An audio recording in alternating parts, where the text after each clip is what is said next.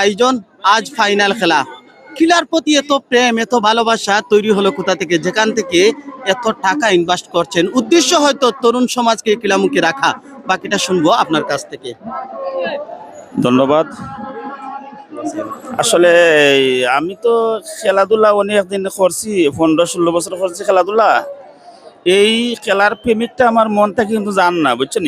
আমি কিন্তু আবার খেলার প্রেমিক, যত জায়গাত খেলাধুলা হয় আমার কিন্তু এই কেউ যখন দাবাত নাও দেয় আমি কিন্তু অগ্রসর করে গিয়া করি, মুখোমুখি গা ওই যে কোনো জায়গাত আমার যদি কেউ আবদার করে খেলার বিষয়ে আমি কিন্তু অংশগ্রহণ করবো।